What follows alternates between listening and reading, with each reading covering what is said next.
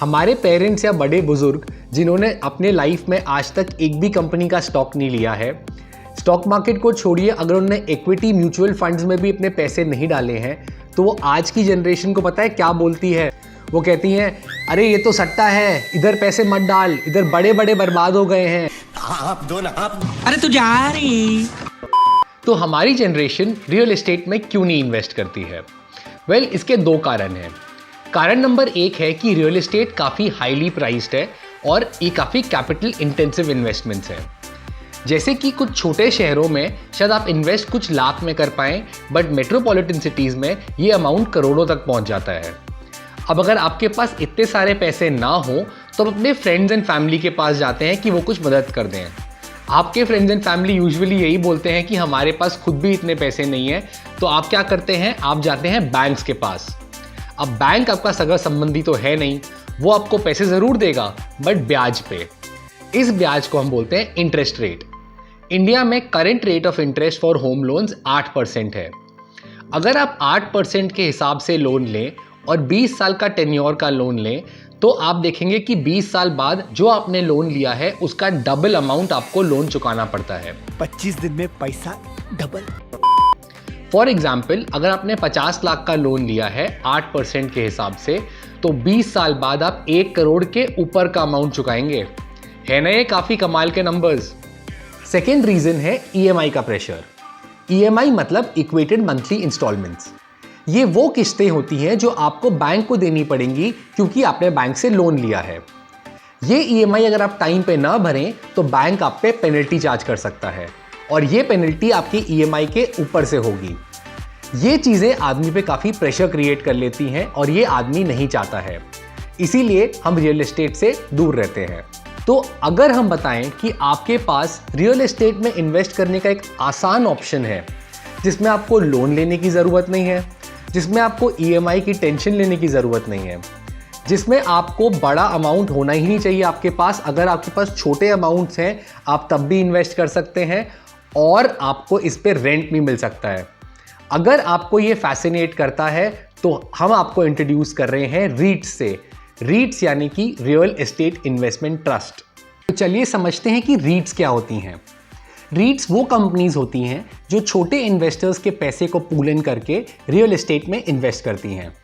आप इसको mutual fund जैसे भी समझ सकते हैं। जैसे म्यूचुअल फंड कंपनीज छोटे इन्वेस्टर्स के पैसे को पूल इन करके स्टॉक मार्केट में इन्वेस्ट करती है और अच्छे रिटर्न्स देती हैं। ये रीट्स अपनी मर्जी से काम नहीं कर सकते। सेबी के कुछ रूल्स एंड रेगुलेशंस हैं जो इस कंपनी को फॉलो करने पड़ते हैं अगर इन्हें ऑपरेट करना है। नंबर 1, सेबी ने ये रूल बनाया है कि 80% से ज़्यादा की इन्वेस्टमेंट्स रेडी बिल्डिंग्स में ही होनी चाहिए और बची हुई इन्वेस्टमेंट अंडर कंस्ट्रक्शन बिल्डिंग्स में हो सकती है। ये इसीलिए किया गया है ताकि इन्वेस्टर्स के पैसे सेफ रहें। नंबर 2, 90% ऑफ द प्रॉफिट जो ये कंपनीज कमाती हैं, ये इन्हें डिविडेंड्स के तौर पे अपने शेयर होल्डर्स को बांटना पड़ता है। ये डिविडेंड्स को हम रेंट भी समझ सकते हैं। तो आइए एक एग्जाम्पल से समझते हैं कि रीट्स में पैसे इन्वेस्ट करने से कैपिटल एप्रिसिएशन कैसे होता है और टाइमली रेंट कैसे आ जाता है। चलिए एक एग्जाम्पल से समझते हैं कि माइंडस्पेस बिजनेस रीट कैसे काम करता है, आपको पैसे इसमें कैसे इन्वेस्ट करने पड़ते हैं और कैपिटल एप्रिसिएशन और रेंट कैसे काम करता है। ये कंपनी मान के चलिए 300 रुपये में लिस्ट हुई थी अगस्त 2020 में। जब आप एक कंपनी में इन्वेस्ट करते हैं आपको उस कंपनी के शेयर मिलते हैं। जितने शेयर आपके पास होंगे कंपनी की उतनी ओनरशिप आप ही के पास होगी और जितने शेयर आपके पास होंगे कंपनी के उसी हिस्से के प्रॉफिट आपको भी मिलेंगे। अब मान के चलिए आपने इस कंपनी में 2020 में एक शेयर खरीदा होता जो 300 रुपए का होता। अब 2021 में आपको इसका रेंट आएगा।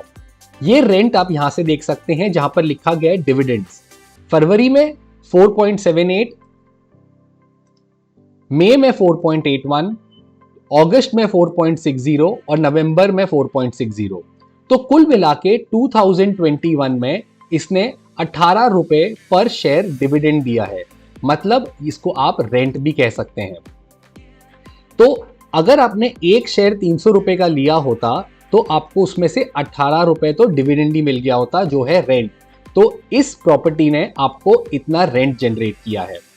अब बात करते हैं कि प्रॉपर्टी में प्राइस कैसे बढ़ता है इसका। देखिए, जब आप एक शेयर खरीदेंगे तो आप किसी भी प्राइस पे खरीद सकते हैं, पर धीरे धीरे आप देख रहे हैं कि इसका शेयर प्राइस बढ़ रहा है। मतलब जो शेयर अगर आपने 275 रुपए में खरीदा होता जून 2021 में, वो आप 360 रुपए का बेच सकते थे फरवरी 2022 में। तो आप देख रहे हैं कि इसमें विद इन 1 ईयर 31% का प्रॉपर्टी एस्केलेशन भी हुआ है। यानी कि इस शेयर को आप स्टॉक मार्केट में कहीं भी बेच सकते थे और अपने प्रॉफिट्स लेके निकल सकते थे। तो ऐसे ये रीट्स काम करते हैं, जहां पर आप देख रहे हैं कि यहां पर कैपिटल एप्रिसिएशन भी आपको मिलता है, साथ में आपको रेंट भी मिलता है। अब हमने समझ लिया है कि रीट्स कैसे काम करती हैं। अब समझते हैं कि रीट्स कितने टाइप के होते हैं। सबसे पहले होता है इक्विटी रीट्स। ये वो रीट्स होती हैं जो इनकम जनरेटिंग एसेट्स में पैसे डालते हैं, यानी कि तैयार बिल्डिंगों में। इनकी इनकम रेंटल इनकम होती है जो इवेंचुअली अपने शेयर होल्डर्स में बांट दिया जाता है। दूसरा होता है मॉर्टगेज रीट्स। ये वो रीट्स होती हैं जो बिल्डर्स को पैसे उधार देते हैं।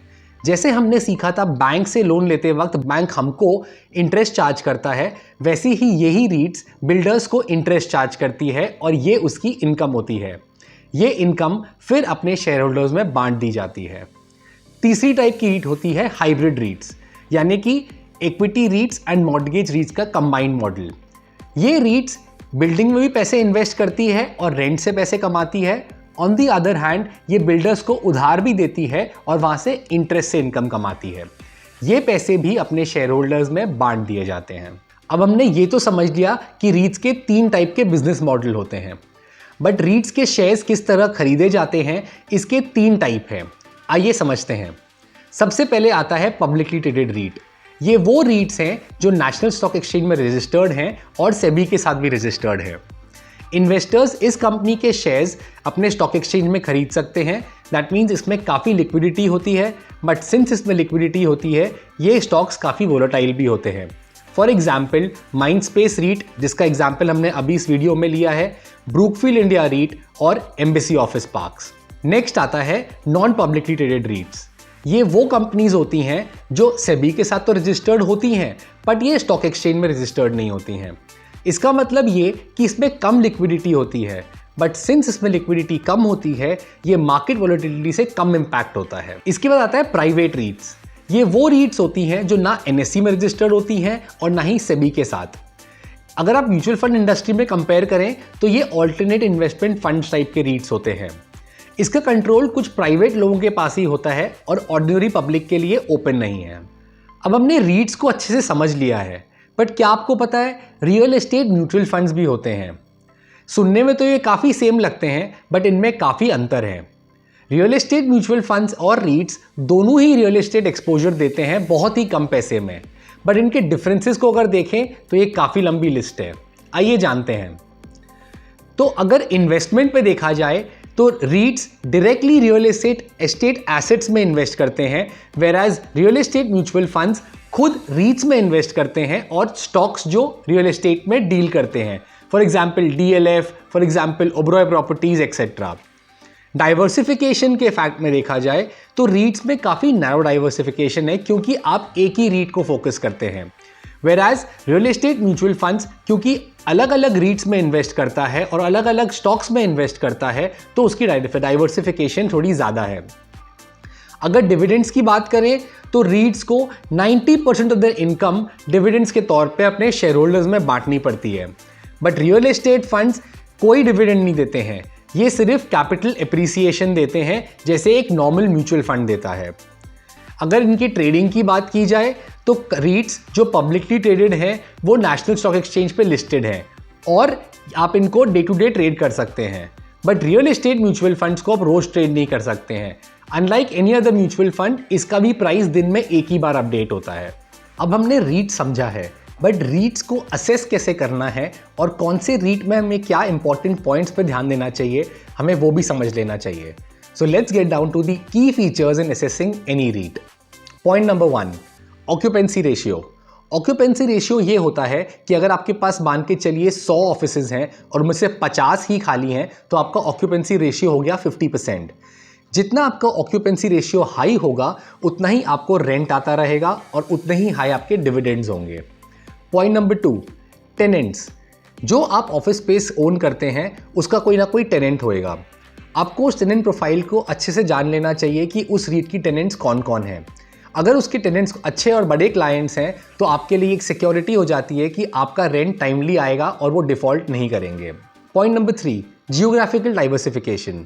जैसे कि आपको पता है कि state regulations real estate prices को काफ़ी कंट्रोल करते हैं, तो आपको ऐसे रीट्स में अवॉइड करना चाहिए इन्वेस्ट करने के लिए जो एक ही शहर या एक ही स्टेट पे फोकस कर रहा है, या कि आपको वो रीट्स ढूंढने चाहिए जो across many cities and across many states फैला हुआ है, जिससे आपका पोर्टफोलियो डाइवर्सिफाई होता है और आपके इंटरेस्ट सेफगार्ड होते हैं। Point number 4, sector diversification.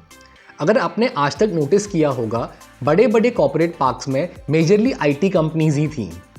अगर कोविड जैसे सिचुएशन आ जाए और आईटी कंपनीज ने वर्क फ्रॉम होम दे दिया तो आपके सारे ऑफिस स्पेसेस को तो वो रेंट देंगे नहीं। अगर वो रेंट टाइमली नहीं देंगे तो उसका फ़र्क आपके ऊपर भी पड़ेगा। तो आपको उन रीट्स में इन्वेस्ट करना चाहिए जो सेक्टर स्पेसिफिक ना हो, ताकि वो अलग अलग सेक्टर में ऑपरेट करते हों, जैसे FMCG, pharma, health care etcetera. Point number 5, rolling renewables. Usually जो लीज एग्रीमेंट बनता है between the रीट्स and the tenants वो 5 साल का होता है। रोलिंग रेन्यूअल वो इंडिकेट करता है कि 5 साल खत्म होने के बाद कितने टेनेंट्स ने अपनी लीज रिन्यू की है। जितना ज़्यादा रोलिंग रेन्यूअल होगा एज अ शेयर होल्डर आपके लिए उतना ही फ़ायदा होगा।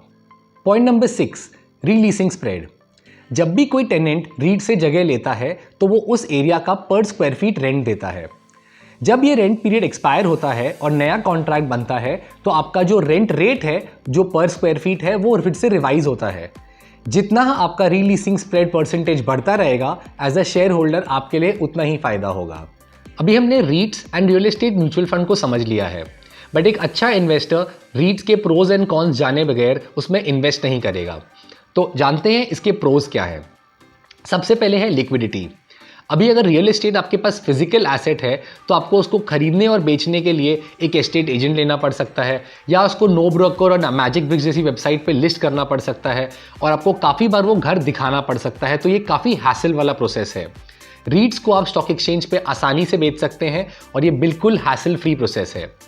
दूसरा है डाइवर्सिफिकेशन। अगर आपके पोर्टफोलियो में अलग अलग सेगमेंट्स हैं तो आपकी रिस्क कम हो जाती है क्योंकि आपका पोर्टफोलियो डाइवर्सिफाइड है। फॉर एग्जाम्पल, अगर आप इक्विटीज़ में इन्वेस्ट करते हैं सिर्फ, तो जैसे ही मार्केट गिरेगा आपके पैसे कम हो जाते हैं। बट साइड बाय साइड अगर आप गोल्ड में इन्वेस्ट कर रहे हैं तो जैसे जैसे मार्केट गिरता है गोल्ड की वैल्यू बढ़ती है। तो इससे आप अपना रिस्क कम कर सकते हैं और आपका पोर्टफोलियो डाइवर्सिफाई कर सकते हैं। तीसरा है stable cash flow through dividends. जैसे हमने समझा था कि सेबी का रूल है कि 90% ऑफ द इनकम रीट्स को डिविडेंड्स के तौर पर अपने शेयर होल्डर्स को बांटनी पड़ती है। यही डिविडेंड्स को हम रेंट का नाम देते हैं। तो ये रेंट से आपकी एक स्टेबल कैश फ्लो घर आती रहेगी और आपको कैपिटल एप्रिसिएशन भी मिल सकता है। फोर्थ पॉइंट है ट्रांसपेरेंसी। सिंस ये सेबी के अंडर है तो मॉनेटरी ट्रांसपेरेंसी आप बिल्कुल एक्सपेक्ट कर सकते हैं और ये रीट्स को भी ऑडिट किया जाता है। अब हमने रीट्स के प्रोज पे फोकस किया था, अभी हम इसके कुछ कॉन्स पे फोकस करते हैं। Point number 1, low growth. As compared to equities, REITs में इतनी हाई ग्रोथ नहीं होती है क्योंकि वो आपको टाइम टू टाइम डिविडेंड्स देते रहते हैं। अगर आप इसमें और ग्रोथ चाहते हैं तो अपने डिविडेंड्स को आप वापस री इन्वेस्ट कर सकते हैं रीट में और हायर ग्रोथ प्रोस्पेक्ट्स पा सकते हैं। Point number 2, dividends are taxed as per regular income. अगर आप शेयर्स भी बेचते हैं तो आपको short term capital gain tax और long term capital gain tax भरना पड़ता है। सिमिलरली जो आप डिविडेंड्स यहाँ से पाते हैं वो आपकी रेगुलर इनकम का एक पार्ट हो जाती है और आपको जिस स्लैब में आप आते हैं आपको उसके हिसाब से टैक्स देना पड़ेगा। Point number 3, REITs are subject to market risk. आपने देखा था कि एक पब्लिकली ट्रेडेड रीट जो होगा उसमें प्राइस कंटिन्यूसली फ्लक्चुएट करता रहता है। तो कोई टाइम ऐसा भी आ सकता है कि रीट अपने लो पीरियड में हो और आप उस टाइम पे उसको बेचना ना चाहो। तो सिंस इसमें मार्केट वोलेटिलिटी होती है तो आपको उससे भी संभल के रहना पड़ता है। तो इस वीडियो में हमने सीखा रीट्स क्या होते हैं, वो रियल एस्टेट म्यूचुअल फंड से कैसे अलग होते हैं, इसके क्या प्रोज एंड क्या कॉन्स हैं, और रीट्स को एसेस करते वक्त हमें क्या क्या इंपॉर्टेंट पॉइंट्स पे फोकस करना चाहिए। अगर आपको ये वीडियो पसंद आया हो तो do share it with your friends, उनको भी आप नॉलेजेबल करिए। Subscribe to our channel and we'll see you soon.